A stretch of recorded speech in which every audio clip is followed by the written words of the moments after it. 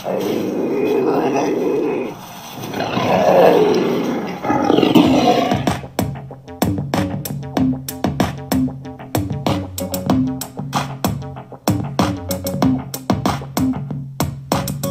blast off in my time machine. Third eye feeling like it need Visine. Blast off, blast off, blast off, blast off. Come blast off in my time machine. Third eye feeling like it need Visine. Blast off, blast off, blast off, blast off.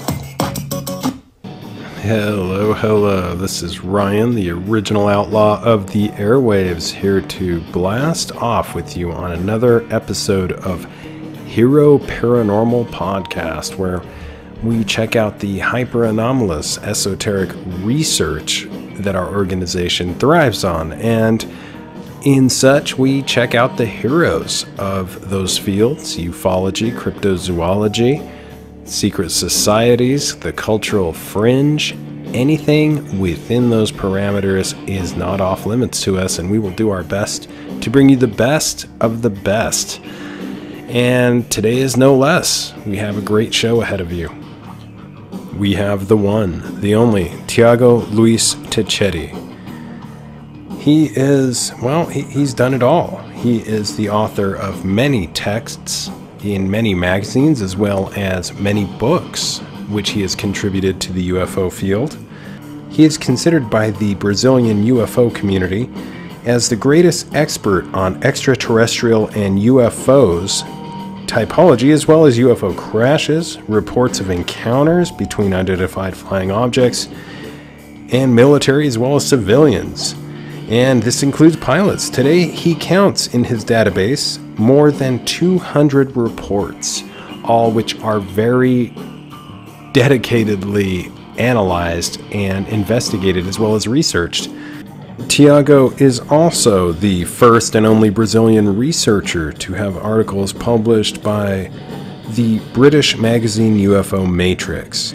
He is currently a columnist for UFO Truth magazine, and he continues to be at the forefront of important UFO cases in Brasilia, such as the Guara case, the Samambaia case, and the UFO probe of the banned TV team. In addition, he has investigated classic cases of ufology, such as the Papuda case, the Paranoia Dam case, and THIAGO is considered basically the best of the best, which is like pretty much who we want to talk to. This area is riddled in ufology cases, and many of them are unfathomable. We have everything from flying Volkswagen Beetles. We have another case which includes a Cyclops entity almost with like a bubble on his head, and breathing tubes in the Sagrada Familia case. So many cases, it's hard to even keep them separate. But enough of that. Let me make the case for Hero. Go to heroparanormal.com. Check us out on Hero Paranormal at Facebook. Also check out SWR on Facebook, which is our research project, spacewolfresearch.com, and check out the Utah UFO Hunters. Anything that has to do with us, we are about. We'll keep it coming to you. THIAGO, wow, your bio reads like something out of a wild science fiction magazine. You are on the forefront of everything. A member and president of the Brazilian Commission of Ufologists, appointed as assistant of the International Director of Mutual UFO Network in Brazil. You're certified in just about everything, and your books, your magazine articles, and the like make that clear and obvious. THIAGO, welcome to the Hero Paranormal Podcast. We're so happy to have you on. Thank you, Ryan. Fine. Thank you for the invitation, and I'm very happy to talk to you and the listeners. It's excellent. It's great. I like when I read a book that has so many cases that it's not just one case. There's some cases which involve thousands of people, and that's pretty impressive. Yeah, the book has more than 100 cases, and more than 500 pages and more than 300 of photos and illustrations. It's pretty impressive. It is. I think it's. I like that it has different kinds of cases too. It has some cases involving abductions, others. I'll get into all that. And I appreciate you making it so amazing with, like, I love the pictures of like the flying Volkswagen Beetle and case. And how did you get into ufology? What sparked your interest? And could you tell us a little bit about yourself? I always say that I was born with ufology in my blood. Well, my father was a Brazilian Air Force pilot, and he liked UFO very much. And when I started to read, the two things that I read was comic books, Spider-Man, Avengers, and ufology magazine. And when I was 8 years old, in 1982 in Rio de Janeiro, I saw my first and so far the only time I saw a UFO coming from the sky, and the UFO stopped above a mountain we call Pedra da Gávea in Rio de Janeiro, and the UFO got bigger and brighter, a red bright, and make a movement, a rapid movement, and speed away so fast to the sky that it's impossible to be a plane or a helicopter. In 82 was not, there's no drones in the sky. And, well, as a son of a Brazilian Air Force pilot, I was used to live in Air Force bases. I knew what was an airplane, a helicopter, or a balloon, something like that. And what I saw was not none of this.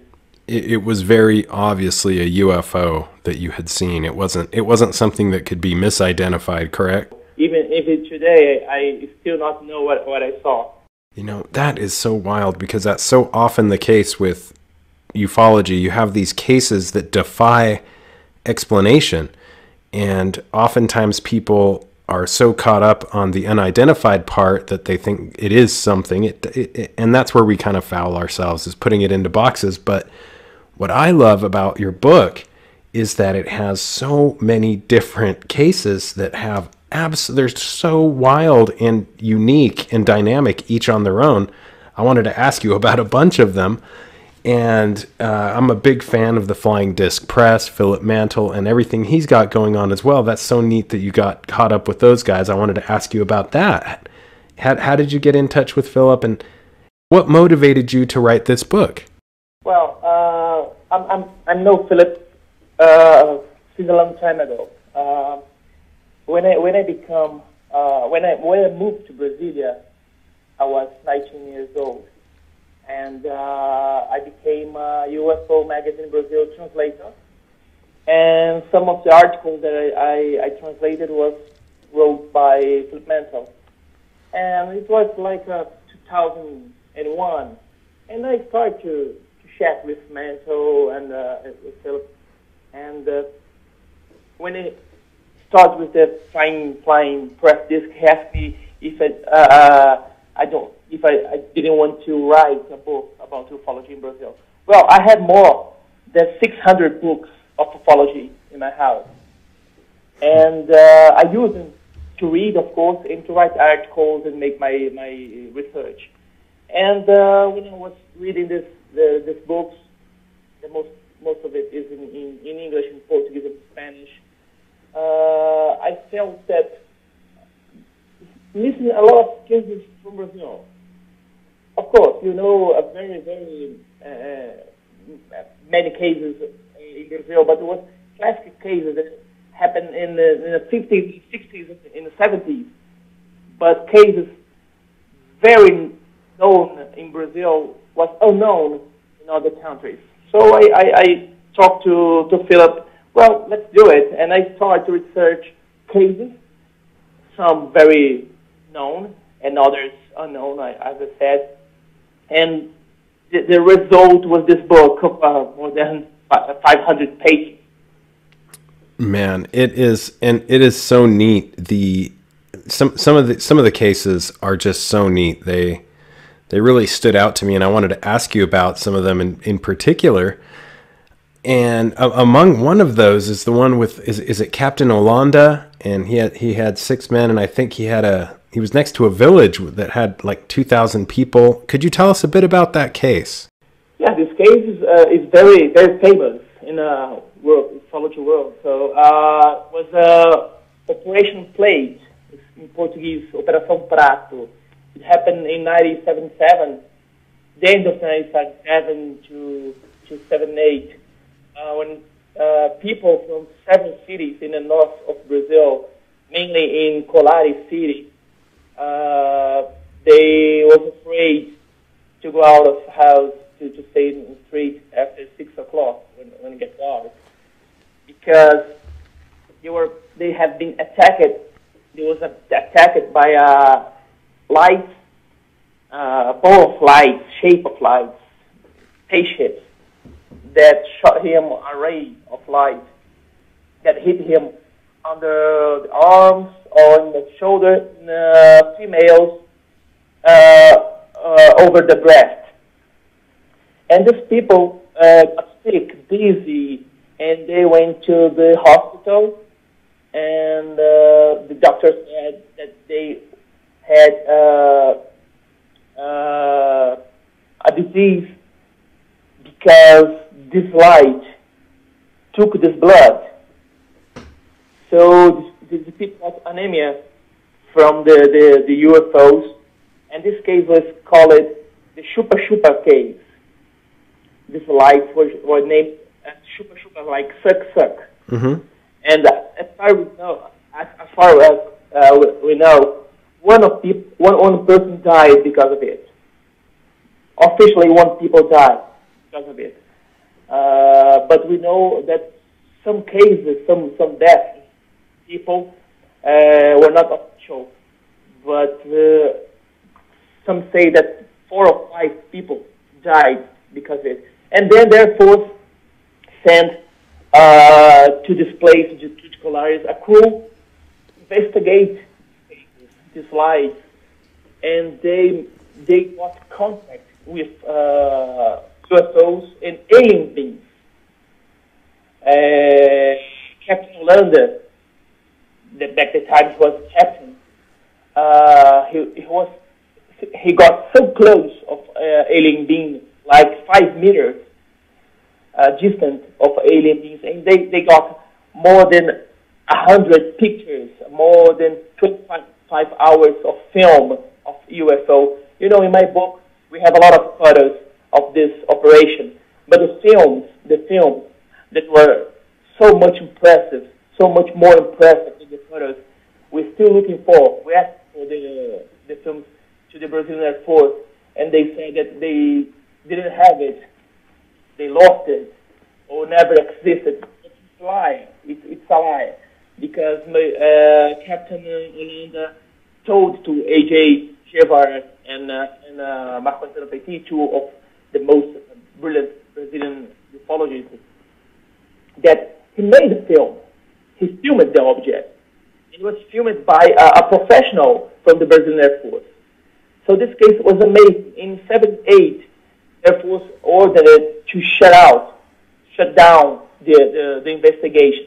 But we know that the United States government sent people to investigate, agents to investigate the case. And so this phenomenon, the Chupa Chupa phenomenon, the success phenomenon, was researched until 1982. 4 more years. 5 more years, than we thought. So I think that much more material is in, and this material is not in Brazil. This material is in the United States as well. Yeah, it seems so often with these cases, and it's an amazing case. I'll have to ask you about the name Chupa, because here we have, at least in the Uinta Basin of Utah, where we do a research project, we have these craft we call Chupa, just kind of like what you're saying, kind of connected to sucking or cattle mutilations or malevolent activity. But this case, there were so many witnesses, just so many witnesses in general. Thousands of people. and many cities got empty because the people leave the town. They left the town. They left the town because afraid. They were sleeping, and no matter if you have a shelter, just didn't stop. They were folks throwing their way to hit you. People were so afraid that they leave the town. They left the town. Amazing. And I love the detail. And as far as paperwork or, these sightings missing and going to the United States, there's a history of this back and forth through intelligences, whether it be the United States, Brazil, with your aerospace division. I love that in your book, you actually have pictures of, great paperwork, top secret papers going back and forth that have been declassified, some that we're not quite sure. Really, really impressive. And I wanted to ask you, gosh, there's so many cases. Is this common with it seems like, at least here in the United States, we talk about the men in black or those government types that show up to these cases, and before you know it, they're swept under the rug. Does this happen as well in Brazil? Well, we have some cases that we can compare with men in black. The most important case that we had is not men in black. They were officials from the army or the air force. But happened in the case of Virginia, when the witnesses received a visit. Some of these men went to the house of the witness and asked him, "Well, if you shut up, we can pay you an amount of money. You just have to shut up, or say that what you saw was nothing. It was not alien." But in this case, like place operation, they don't need it to push people to threat people. Because people was already afraid and treated by the UFOs. So they went there to investigate, and they got hundreds of pages of reports and hundreds of photos and sketches and drawings, and it was something amazing that we're still looking for more details and more documents and more photos and more film. That is great, because what I noticed about all the cases in your book is that they're very involved with, as you said, if there's not photos, there's usually a sketch or a very detailed account of what had taken place in those areas. And there's another one that really caught my attention was it the Sagrada Familia case with the Cyclops? Yeah, it's very famous. It's very famous in other countries as well, because this case happened in the 60s, or the 50s or 60s, when a group of kids were out of the house washing the dishes of the dinner, and then they saw a huge UFO, sphere UFO, transparent, being seated inside this UFO that was like made of glass. And one of the kids was cleaning the dishes, and from the UFO came a light, and inside this light came a huge being, a giant being, a cyclops being, that got closer to this kid, and it was almost to touch the shoulder of the kid. His brother pushed the kid, and the being seems that he got angry and started to groom something like, and then returned walking like a robot to the light, and then get inside the UFO and then fly away. But this case was so amazing that these kids were interviewed by ufology and was interviewed by police, and they never change their testimony. They always say the same things all the time that were asking of.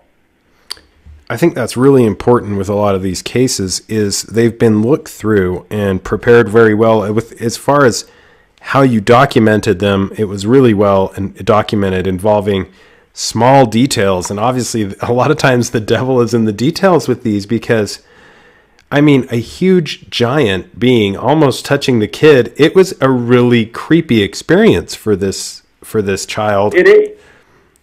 And a scary alien, or, you know, reptilian, space alien type looking thing. If I'm not mistaken, it had tubes and almost like I could be wrong, but the drawing was really good. It had almost like something around its head, possibly. Very interesting case. Yeah, it's like a helmet. It's like a diver helmet. It's a science diving helmet made of glass.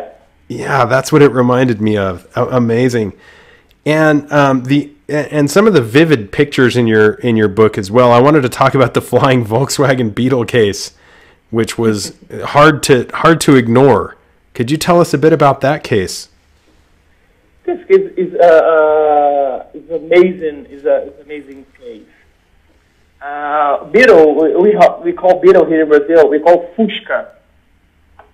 And this case happened in 1967, when Romeu Tavares, he was driving the Beetle with his seventh wife and his daughter. They saw a huge UFO above them, and then they started to get away from this UFO. They didn't know what it was. But suddenly, the UFO stayed over the Beetle and shot some kind of ray. And all around, like he said, all around got freezing. Like if the time was stopped, all around them was freezing, and the vehicle raised up a few meters from the road. They were so afraid they can move. After that, they were put the car in the road again, and they started to keep this trip. And when they got home, they saw something like it's not snow, like some dusty in a car that was they cannot explain what was there. And after that, they say that Tavares had another encounters of the UFOs and alien beings, but this we don't know if it is true. But this case was amazing, and it was investigated by the police in Brazil. That is so amazing that there are some really actual investigations where they go through, and they've displayed quite an interest in some of these cases because of the effect it had on the people. And I mean, I can't even imagine seeing a Volkswagen Beetle flowing through the air, but there are cases like that. There is a case that I heard of with a army official here where same thing, where their vehicle got pulled into the air. So this is not... Yes, there was a case in 78 in Argentina. Happened the same way. Was a rally competition, and the car was taken from the competition and left thousands of kilometers after in another place. And in your book, UFO Contacts in Brazil, I noticed that you were very careful to not... There wasn't a ton of judgment. It was just really sticking to the facts. Like there was another case, is it Bete and Deborah case? The Deborah case had an interesting case about abduction involving two cousins. That case was strange, very strange. Yeah, this book had a lot of cases. Brazil is a hot spot of UFO, and we have many cases of many types. This case was Betty and Deborah. They were cousins, and they were abducted at the same time. It happened in 1991. Actually, this started in 1991, and these two cousins was abduction, and they reported that the aliens were so strange. They had a brown and gray and green skin with 4 fingers. Just a little, somewhat taller than others, and they had a meter and 37 tall. And these two cousins, Kathy and Deborah, were abductions several times, and the aliens put some implants on them. But when they put implants, they tried to take, because they thought it was like a hurt that they had, so they took the implants off, and they were abducted again, and they put the implants again on them, like to track them. And this two was hypnosis and put onto hypnosis, and they say the same story. They both said the same story. So it's amazing that, because if they are under hypnosis, they cannot lie, and they cannot say the same thing that others say. Yeah, it's a fascinating close encounter case, and I think it's important that I was unaware that Brazil it's one of the countries with the highest UFO incidences in the world. Yeah. The cases occurring in the country are pretty fascinating. A lot of direct contact, and there's quite a few cases that what I liked is the difference in the actual observers or the people involved with the cases. Everything from country folk to judges to police officers themselves, which the police officers were actually reprimanded, or we kind of got in trouble for admitting they saw things in some of the cases. Yeah. And I wanted to also mention that you have written more than 9 books on this, so I don't want our audience to just stop at UFOs, contacts in Brazil, but there's a lot more books available, and I was wondering if you could tell us about some of your favorite cases, or the ones that you think are most important. Well, to choose one of the cases is very difficult. It's like a father choosing the sons. Well, I wrote actually 10 books, and the UFO Contacts is my 11th book of ufology. I wrote books about UFO and alien typology, and books about UFO cases in general, and books about my articles that were published in UFO magazines in Brazil and England.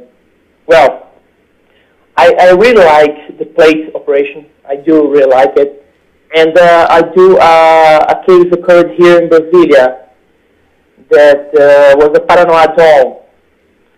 This case was so amazing because the UFO was witnessed by civilians, by police officers, by doctors, by firemen, and happened in 1996 in Brasilia. 3 businessmen are finishing the trip. They were in our state, and they're coming to Brasilia. They saw a UFO.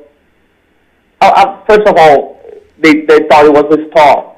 They saw this strange star in the sky, but this star started to chase them, and got closer, and they realized that was not a star. Was a huge UFO in a shape.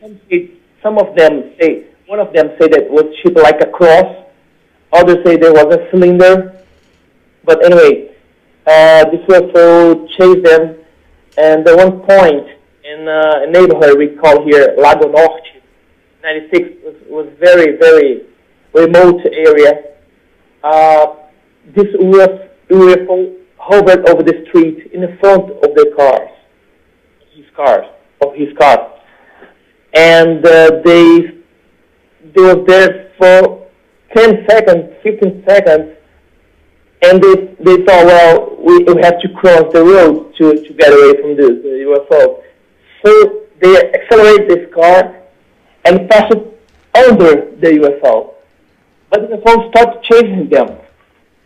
And they stopped it in a place where there was a small police office, and the policemen of the office saw the UFO, but well, I cannot do nothing because I don't know what it is. So they start their trip again. But at one point, in a door, in a Paraná door, they stop it, and one of the businessmen called his son. It was a professional photographer, and his son went there and took 36 photos of this UFO. One of the photos is in my book. It's an amazing photo. The object is very bright white, like cylinder, and the sky was so blue and clear that this photo is beautiful. And then when they were there, came two police officers. One of them had a hand camera, and started to film the UFO. And they filmed for 4 or 5 minutes the UFO. And then the UFO accelerated and disappeared. And this officer, the corporal Galdino, his name was Galdino, the Corporal Galdino, showed to the whole battalion of the military police Brasilia. And they asked the media, the press, and the ufologists to see the video and investigate. And we did. We investigated. Our conclusion was that was not an airplane, was not a helicopter, was not a balloon. Actually was a UFO. This case is amazing. There are so many of them, and it seems like there is a larger scheme of some sort, with these craft. Some are able to, some are seen actually contacting the victims. Others are taking off at rates of speed that the military is blown away by. And if I'm not mistaken, there was a recent case, was it near Sao Paulo, with some fishermen, Fernando Becerra and Wilson da Silva Oliveira, where they were gathering their nets. It just goes to show that the amount of cases that are taking place in Brazil, it's a very active area. Any ideas of what could cause so much activity? And, why is this specific area such a hot spot? Because it seems to be. Yeah, this case is actually happened in 1995. The two fishermen, Fernando de Bezerra and Wilson da Silva Oliveira. Mm-hmm. It happened in São Vicente, in São Paulo state. They were fishing when they saw a UFO coming toward him, and got so closer to them, and they couldn't move. When they moved it, the UFO landed in the grass and left marks on the grass, like square marks. And ufologists from the INFA, Aeronautical Investigation Phenomena in São Paulo, led by Claudio Covo, that already passed away, they made the analysis of the mark in the grass, in the mud, in the grass, and they concluded that to make that mark with the beep and the type, the object must have had more than 4 tones of haze. 4 tones. It's not something. An object that landed and left marks. This object must be more than 4 tones of haze. That is so wild. There's photos as well of the landmarks that's in the book. That is so wild because, yeah, it's literally like this tripod, this landing gear in the dirt, leaving a very obvious impression, like something you would expect out of Star Wars or something. It has a very high-tech little, these tripod feet, I guess. It was like a saucer with feet is what it looks like because it left a mark on the earth as well. Yeah, and the mark was left. See, the object must have more than 4 tones. It's very heavy, very, very heavy. And the last marks we call UFO nest in a graph, like a wing, like if a wing had, separate the graph. It's amazing because this case was amazing. It is. And the UFO was flying disc shape, like classic flying disc shape. Yeah. Like saltfish. Yeah, and to have landing gear like that and leave them in the dirt. I mean, I was really blown away by the image of seeing something like that and seeing those feet that like the traditional UFO, like a child would draw with like the little feet coming off, or any of us would think. And it's pretty fascinating, and that's a more recent case, pretty intense. And the fishermen, if I'm not mistaken, their boat's engine actually even stopped when the object passed over. Yeah, and one curiosity, this fisherman went back to the same place 20 years later, and the place where they were landed, it still has not vegetation. Oh. There's no grass on it. Oh my 20 years gosh, later. that's so wild, so neat, such a neat case, and I just loved it. It really sounds like one of those cases that is not only traditional, but it fits all those boxes of rectangular support legs, the vegetation being dry, twisted, and flattened in a clockwise direction, kind of the same things you would see in a crop circle. Yeah. That's true. It's really fascinating, and it's fabulous the way that they described it. I think the way the psychological effects on the eyewitnesses, and both of them complaining about eye irritation and diarrhea. I mean, tests. This is some scary stuff, and we find this a lot with people that see these craft. Do you find that there is a common thread in somewhat of medical malfunctions or shorter lifespans after seeing these craft up close and personal? Do people get sick often? Yeah, we have many cases that people. We have a terrified case that's in my book. That's a man that melted after contact with a UFO. We know as case João Prestes Filho, and this case happened in 1945, and João Prestes was walking in the street in his city. It was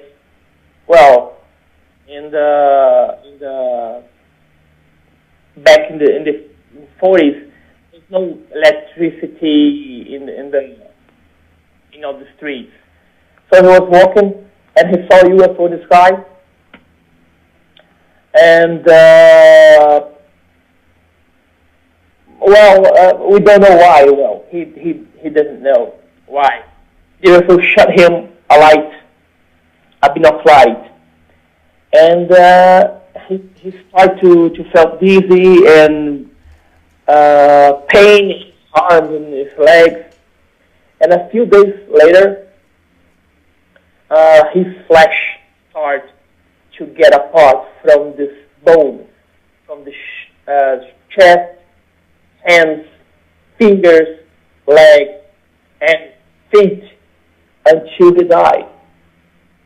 You know, it's like a radiation contamination of radiation when you lost part of your body, like falling blood flesh from his body. But it was 1946. So, and something hit him, a ray of light. It was nothing like a Chernobyl, not like a Fukushima, no. It was alien or UFO that shot him, we don't know why, a ray of light, and he died because of it. It's really scary. It's really a scary case. That really is. So there is some danger and problems with these type of encounters at times, and so it can be very devastating to the victims. Pretty amazing stuff. For our listeners that are interested in getting your past books, your present book and future books, and whatever other projects you're on, THIAGO, where do you recommend they find this online, or where can they, what else do you have going on, and where can they find it? Well, the book UFO Contact in Brazil is selling on Amazon.com.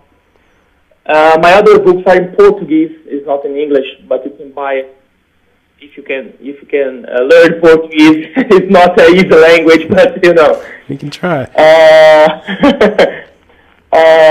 You can buy it at ufo.com.br. It's a UFO Magazine Brazil website that published my books. Well, my next project, I'm gonna write a book about UFOs in World War I and II and other conflicts, other wars in the world. And Philip Mantle asked me if I don't want to write a book about UFO and alien typology in English. Well, I still have to think about it because I took 2 years to write this book. Mm-hmm. And when I write a book, I want to do it very well, very, very deeply, and make a deeper research. So who knows what it's going to be. Well, UFO Contacts in Brazil is a great book. It's got some of the most amazing cases. I couldn't put it down. It was a great read, and I really appreciate it. I appreciate you taking some time today and speaking with us, and I can't wait to keep an eye on what else you have coming, and hope to have you back soon. I think I wish as well, and I thank you very much for the invitation. And well, when you would like to speak about UFO in Brazil, just call me. Well, there you have it, ladies and gentlemen. UFO Contacts in Brazil, the latest book by LUIZ TICCHETTI. Definitely check it out on Amazon. He has got some amazing stuff. There's his list of accomplishments in ufology is so underrated. He's the co-editor of Revista UFO, coordinator as well. He's also on the Comissão Brasileira de Ufólogos, which is like the ufology commission of Brasileira. It's pretty amazing. If you look at his accomplishments, he is beyond a doubt the person most recognized with ufology in Brazil, and it was a pleasure to have him on the podcast. Definitely support him and check out the other stuff he has going on. Can't thank him enough for coming on, and can't thank you enough for listening. Definitely subscribe on YouTube. You can find us at Hero Paranormal. Go to heroparanormal.com if you want to check out other archives. Something else that's important to remember is you can always go to heroparanormal.podbean.com for the easiest available podcast format. in a car, wherever you are, catching a flight, wherever that night happens to take you, it's the easiest way to download the podcast and take it along with you, and it does so quickly as well. We have some pretty amazing guests scheduled for some future upcoming shows, and I just can't wait to get them out there to you guys. So thanks so much for your support. Until the next time, keep your eyes to the skies, feet on the ground, but don't forget to take a look around.